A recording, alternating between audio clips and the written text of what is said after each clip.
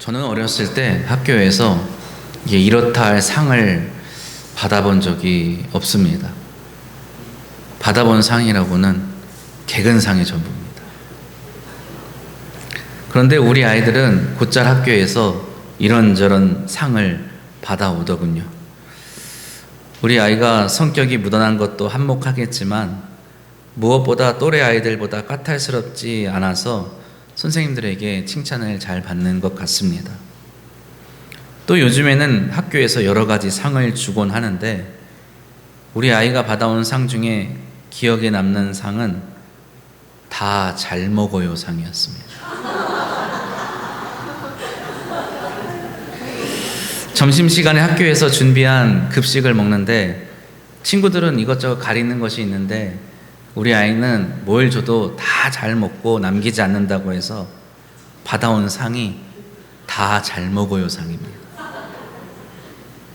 그런데 사실 우리 아이들도 먹을 것을 제법 가리는 편입니다. 좋아하는 음식이 있고 싫어하는 음식이 있습니다. 하지만 제가 우리 가정에서 엄하게 교육하는 것 중에 하나가 인사하는 것, 그리고 밥을 잘 먹는 겁니다. 무엇이든 간에 지금 우리가 먹고 있는 것이 우리 성도님들께서 정성 어린 마음으로 주신 것이라고 가르치고 또 우리가 누리고 있는 모든 것이 하나님이 우리에게 주신 것이니 항상 감사함으로 잘 먹고 잘 써야 한다고 가르치지요. 저도 만약에 초등학교 다닐 적에 그런 상이 있었다고 한다면 다 잘 먹어요 상은 받을 수 있지 않았나 생각해 봅니다.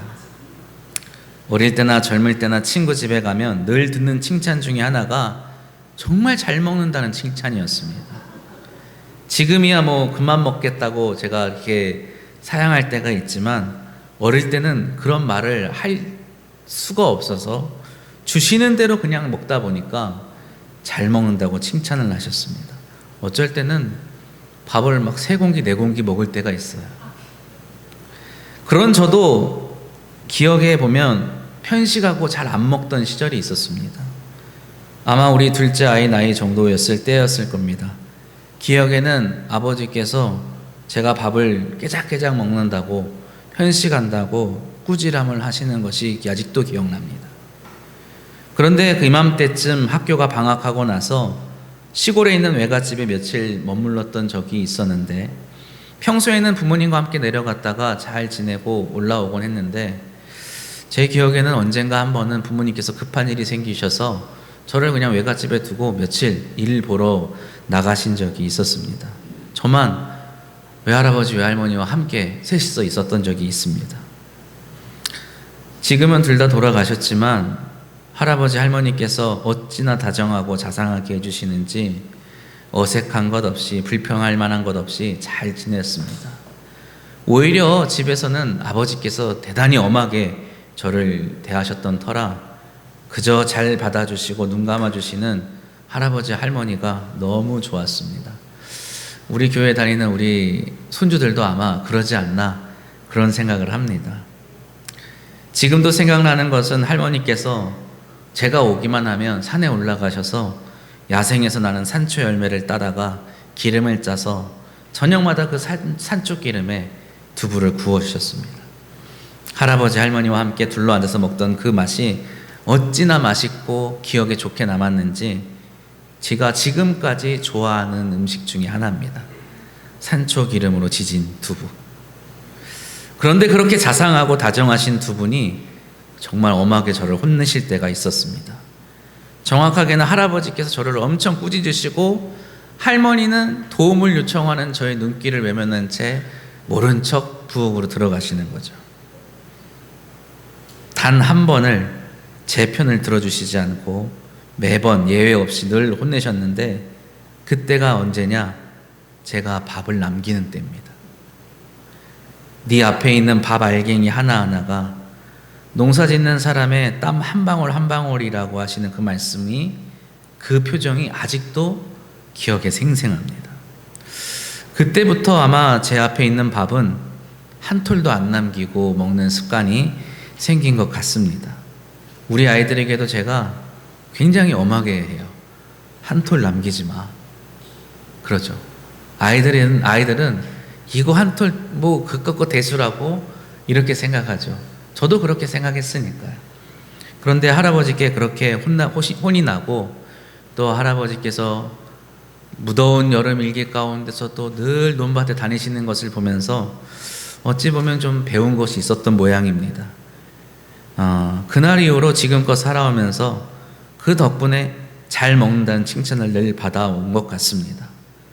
먹는 것을 마냥 좋아해서가 아니라 그 농사는 수고한 손길에 대한 예의이고 주신 분에 대한 감사를 잊지 않으려는 것입니다. 그리고 그것을 저뿐만이 아니라 우리 아이들도 가졌으면 하는 마음에서 항상 가르칩니다. 복음서를 읽다 보면 농사에 관한 글들을 종종 볼 수 있습니다. 예수님께서 하시는 말씀이나 비유들 중에 많은 부분이 농사와 관련된 것들이 있지요. 밭에 감추인 보화라든지 길과 밭에 뿌려진 씨앗의 비유와 같은 것들, 그리고 천국을 비유하는 많은 이야기들이 당시 농경사회였던 유대 사회에서 예수님의 말씀을 듣던 사람들의 일상을 염두로 하신 말씀이었습니다. 오늘 우리가 받은 말씀 역시 농사와 관련된 비유의 말씀이지요.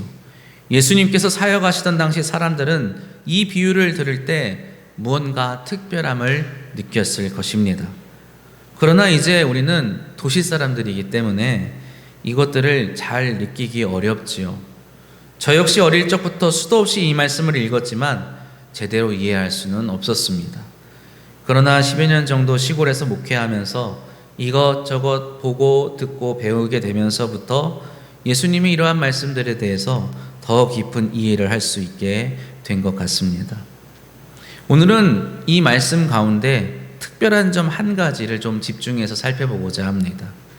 한때 농사를 하셨던 분들이 계시다면 아마 쉽게 대답하실 수 있으실 겁니다. 만약에 논에 벼가 자라는데 가라지가 보인다면 뽑아야 할까요? 뽑지 말아야 할까요? 어떻겠습니까? 뽑아야겠습니까? 뽑지 말아야겠습니까? 물론 뭐 예외가 있을 수 있겠지만, 특별한 경우가 있을 수 있겠지만, 일반적으로 농사를 하시는 분들에게 여쭤보면 대부분 뽑아야 한다 말합니다. 제가 서두에 어릴 적에 얘기를 잠깐 했지요. 여름방학 때는 이미 모내기가 다 끝나고 이제 뭐 물도 다 대놓은 터라 논에 크게 신경 쓸 것이 없는 때입니다. 농번기가 이제 좀 지났다고 할 수가 있죠. 그럼에도 불구하고 할아버지는 매일같이 이른 새벽마다 바깥에 나가세요. 논에 나가시는 거죠. 정오가 되기 전에 한 10시, 11시쯤 되면 이렇게 들어오십니다. 그때는 아무것도 아는 것이 없어서 그냥 일하고 오셨나 보다 이렇게 생각을 했는데, 나중에 알게 된 것은 새벽에 논에 나가서 가라지를 뽑고 물기를 고치고 뭐 이런 일을 하신 것 같습니다. 간혹 시골을 이렇게 지나가실 때 보면 논을 이렇게 볼 수 있을 겁니다. 어떻습니까? 눈여겨 한번 보신 적 있습니까? 논에 잡초가 보입니까? 안 보이죠? 깔끔합니다. 물론 뭐 농약을 쳐서 그런 것도 있겠지만 논이 그렇게 깔끔하게 유지가 되는 것은 다 이유가 있습니다. 사실 오늘 주님이 말씀하신 것처럼 가라지를 곡식과 함께 남겨두는 논은 사실 보기는 쉽지 않습니다. 간혹 그런 논들을 볼 때가 있어요. 그런데 주님이 말씀하시는 것처럼 다른 곡식들이 혹 다칠까 염려돼서 남겨두는 것은 아닙니다. 대부분 그러한 경우는 대단히 농사를 하는 터라 일일이 이렇게 신경을 쓰지 못해서 그냥 이렇게 남겨두는 경우가 있어요. 그리고 출근 전, 퇴근 후에 이렇게 농사일을 하시고 또 다른 직업을 가지고 이렇게 일을 하시는 분들이 농촌에는 좀 많이 계십니다. 그러니까 일일이 매일같이 가서 가라지를 뽑고 하는 수고를 하실 수가 없기 때문에 이게 좀 가라지가 함께 자라는 논들이 있는 것을 종종 볼 때가 있지요. 일반적으로는 가라지는 보이는 즉시 뽑아버리는 게 상식입니다. 제가 시골에 있을 때 가라지가 있는 논을 지나면서 어르신들이 그 논의 주인을 막 흉보는 걸 들은 적이 있어요. 게으르다는 겁니다. 우리가 자주 듣고 잘 아는 말이 있지 않습니까? 논에 있는 곡식이 무엇을 듣고 큰다고 하죠? 네, 바로 나오는 거예요. 네, 주인의 발자국 소리 듣고 자라는 겁니다. 농부의 발자국 소리를 듣고 자라는 거예요. 그러진 않겠지만 그럴 정도로 매일같이 돌본다는 것이겠죠. 젊은 사람에게 논을 맡겨서 대신 농사를 지게 했더니 매일 아침마다 새벽마다 나와서 가라지를 뽑지 않더니 결국 이렇게 되었다며 질책하시는 분도 많이 보았습니다. 그런 것들을 염두에 두고 오늘 말씀을 읽으면 왜 주님께서 가라지를 뽑지 말라고 말씀하시는가에 대해 궁금증이 생길 수밖에 없는 것이죠. 농사에 대해 잘 알고 있는 제자들이 가라지의 비유를 잘 이해하지 못하기 때문에 주여 가라지의 비유를 우리에게 설명해 주소서라고 요청하는 이유도 알 수 있습니다. 이 이야기는 결코 상식적인 이야기가 아니기 때문입니다. 상식은 무엇이라고요? 가라지를 뽑는 겁니다. 비유에 나오는 종들은 그 점에서 매우 상식적인 사람들이라 할 수 있겠죠. 가라지를 보고 주님께 묻습니다. 우리가 가서 이것을 뽑기를 원하나이까? 더 쉽게 표현하면 주님 뽑을까요? 물어보는 거죠. 말만 하십시오. 우리가 가서 다 뽑겠습니다. 가라지를 뽑아야 하는 이유는 많습니다. 오늘 우리가 읽은 본문 말씀 뒤에 36절 이하에 보면 예수님께서 이 비유에 대해서 설명을 해주신 말씀이 나옵니다. 거기에 보면 주님께서 말씀하시지요. 37절 이하의 말씀입니다. 대답하여 이르시되 좋은 씨를 뿌리는 이는 인자요 밭은 세상이요 좋은 씨는 천국의 아들들이요 가라지는 악한 자의 아들들이요 가라지를 뿌린 원수는 마귀요 추수때는 세상 끝이요 추수꾼은 천사들이니 그런즉 가라지를 거두어 불에 사르는 것 같이 세상 끝에도 그러하리라. 밭은 세상이고 좋은 씨는 성도들입니다. 가라지는 악한 일을 따르는 불신자 혹은 불신앙의 사람들이겠지요. 이들에게 악을 행하게 하고 신앙을 버리게 하는 이는 다름 아닌 마귀라고 주님은 말씀하십니다. 그렇게 가라지를 뽑아 불에 사르는 것이 마땅하다 주님이 말씀하시는 겁니다. 그러기에 우리는 명심해야 합니다. 주님께서 가라지를 뽑지 말라고 하시는 이유가 가라지를 아껴서가 아니라는 거예요. 가라지는 소중히 대할 이유가 전혀 없습니다. 예수님은 가라지에게 어떠한 연민도 가지고 계시지 않습니다. 가라지의 미래는 오로지 뜨겁게 불타는 풀무불에 던져지는 것 뿐이죠. 열매 맺지 못하는 포도나무나 열매가 없는 무화과 나무가 찍혀서 불에 던져지는 것처럼 가라지 역시 불에 던져지는 것 외에는 다른 미래가 없는 것입니다. 왜요? 왜 다른 미래가 없습니까? 말 그대로 가라지는 가라지이기 때문입니다. 가라지는 처음에 밀과 벼와 비슷하게 생겨서 구분하기가 어렵지만 언제 알 수 있어요? 오늘 본문에도 나오죠. 결실할 때가 가까이 올수록 가라지라는 것을 알게 됩니다. 왜요? 줄기는 비슷한데 나달이 맺어지지 않기 때문입니다. 아무리 기다려도 나달이 생기지 않기 때문입니다. 가라지에는 거둘 만한 것이 생기지 않습니다. 가라지가 불에 던져지는 이유는 포도를 맺지 않는 나무와 같이 무화과가 없는 나무와 같은 이유인 것이죠. 거둘 만한 것이 없기 때문에 열매를 맺지 않기 때문입니다. 더 깊이 들어가지 않아도 주님은 오늘 말씀을 통하여서 우리에게 가르쳐 주십니다. 우리가 결코 이러한 불에 던져지는 가라지가 되어서는 안 된다고 말씀하시는 겁니다. 우리의 삶이 어떠하든 우리의 모습이 어떠하든 우리는 결코 불에 던져져서는 안 되는 사람들이지요. 예수 그리스도를 믿음으로 말미암아 구원을 받았는데 지금 불에 던져진다고 말씀하시는 거예요? 이렇게 물으실 수도 있겠지만 주님은 늘 믿는 우리에게 그 믿음의 열매를 요구하십니다. 주님은 믿는 자에게 신앙의 열매, 삶의 열매를 기대하시지요. 포도나무에게는 포도를 기대하시고 무화과 나무에게서 무화과를 얻고자 하시지요. 밀밭에서 밀을 기대하시는 것처럼 우리 믿는 자들에게 사랑과 온유와 절제와 자비와 양선을 기대하시는 겁니다. 그것이 없는 삶은 포도를 맺지 못하는 것이고 무화과가 없는 나무인 것이며 밀밭에 가만히 자라는 가라지와 같다고 할 수 있습니다.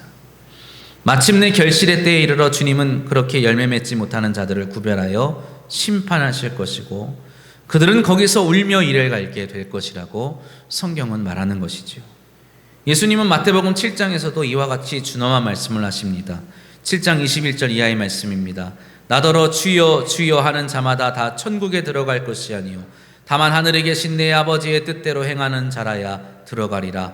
그날에 많은 사람이 나더러 이르되 주여 주여 우리가 주의 이름으로 선지자 노릇하며 주의 이름으로 귀신을 쫓아내며 주의 이름으로 많은 권능을 행하지 아니하였나이까 하리니 그때 내가 그들에게 밝히 말하되 내가 너희를 도무지 알지 못하니 불법을 행하는 자들아 내게서 떠나가라 하리라. 아멘. 이러한 말씀을 염두하면 더더욱 가라지는 뽑아버려야 하는 거 아닐까요?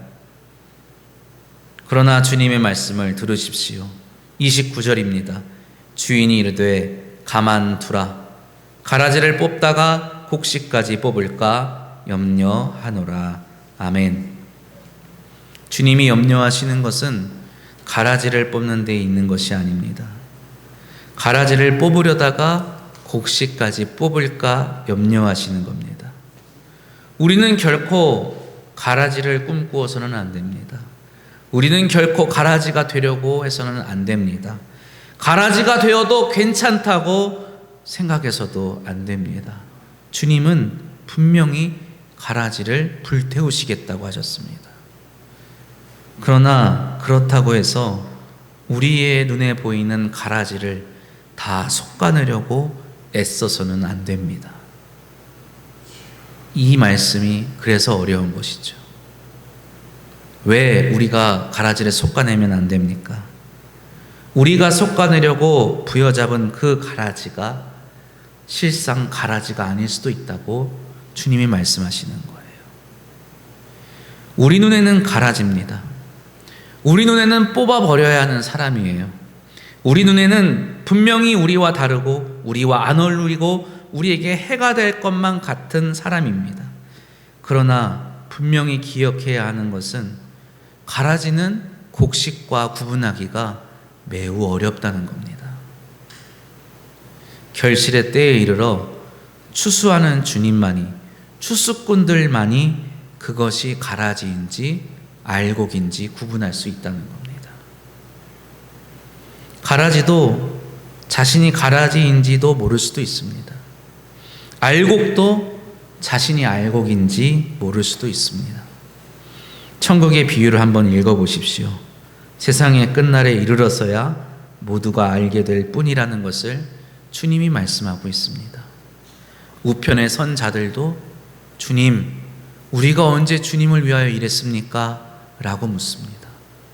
좌편에 있는 사람들도 주님, 우리가 언제 주님을 헤아려 했습니까? 라고 묻지요. 그것을 아시는 분은 오직 주님이신 겁니다. 알곡과 가라지는 주님만이 구분하시는 거죠. 그렇기 때문에 먼저 우리는 이 말씀 앞에서 우리 스스로를 경계할 수 있어야 합니다. 내 삶이 지금 알곡의 삶인지 가라지의 삶인지를 경계해야 합니다. 쉽게 말해 열매 맺기를 힘써야 하는 것입니다.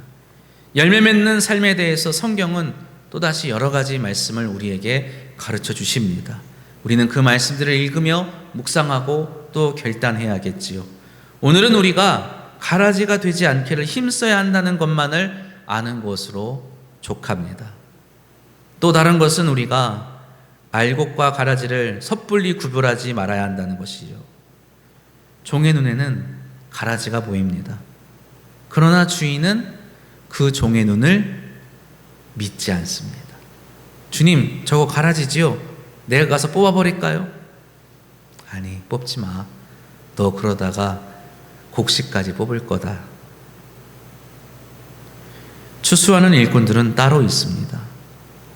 39절에서 주님은 추수꾼이 누구라고 말씀하시죠? 우리라고 말씀하십니까? 천사들이라고 말합니다. 가라지를 구별하는 것은 우리의 몫이 아니라는 겁니다. 주님과 주님의 천사들이 그것을 담당하신다는 겁니다. 성경에는 가라지인 줄 알았지만 알곡이었던 사람들이 나오지요. 그 중에 가장 대표적인 사람이 바로 사도 바울입니다. 그는 예수를 따르는 사람들을 핍박하는 사람들이었습니다. 초대교회에 성령 충만하였던 스데반 집사를 죽이도록 허락한 사람이 바로 청년 사울이었죠. 또 예수님의 제자들을 체포하기 위해서 체포영장을 받아서 이웃나라까지 쫓아간 악질 중에 악질이었습니다. 초대교회 많은 성도들은 그 청년 사울을 가라지로 여겼습니다. 받아들이기를 힘들어했지요. 훗날 갈라디아서에서 바울이 말하기를 내가 주님을 다메섹 도상에서 만난 뒤로 다시 회심하고 주님을 섬기기로 했음에도 불구하고 많은 성도들이 내 얼굴 보기를 뭐하였다? 두려워하였다. 그렇게 말을 합니다. 그는 가라지처럼 보였지요. 많은 사람들이 그를 가라지라고 여겼습니다. 그러나 훗날 그는 이렇게 고백합니다. 디모데전서 1장 13절 이하의 말씀입니다.